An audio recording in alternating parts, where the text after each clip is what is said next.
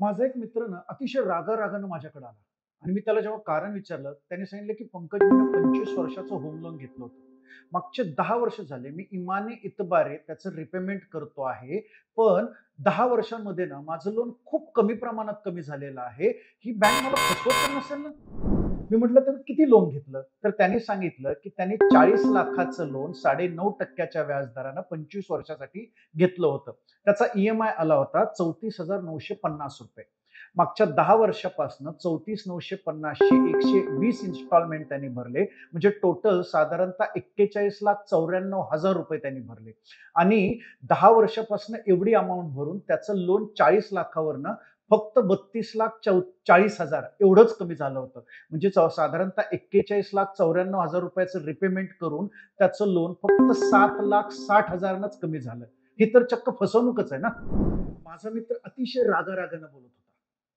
तुम्हाला पण तसंच वाटतंय ना, की बँक माझी फसवणूक करते म्हणून? पण थांबा. बँक तुमची अजिबात फसवणूक करत नाहीये. तुमचं लोन तेवढ्या अमाउंटनं कमी झालेलं नाहीये, कारण तुम्ही लॉंगर रिपेमेंट पिरियड घेतलेला आहे. कदाचित तुम्हाला ई-एम-आय कमी हवा असेल. टर्म लोनमध्ये ना मित्रो एक सिंपल प्रिन्सिपल आहे. जेवढं लाँग तुमचं लोनचं रिपेमेंट पिरियड असेल, तेवढा तुमचा ई-एम-आय कमी.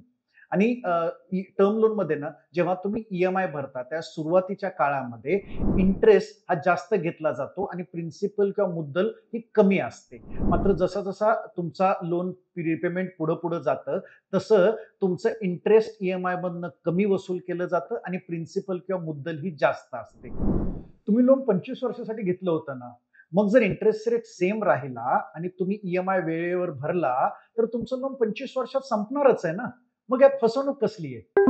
म्हणून मित्रहो, तुम्ही पण सुरुवातीला जेव्हा होम लोनचं रिपेमेंट करता, त्यावेळेस तुमची मुद्दल जर तेवढ्या अमाउंटनं कमी नाही झाली, तर नाराज होऊ नका किंवा बँक आपली फसवणूक करते आहे असा अजिबात विचार करू नका.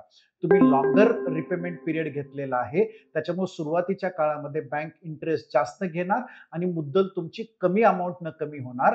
मात्र जसा-जसा रिपेमेंट पिरियड पुढे जात जाईल, इंटरेस्ट कमी होत जाईल आणि प्रिन्सिपल किंवा मुद्दल वाढत जाईल आणि तुम्ही ज्या वेळेसाठी घेतलेलं होतं लोन, त्या वेळेतच तुमचं लोन संपून जाईल. So don't worry about it.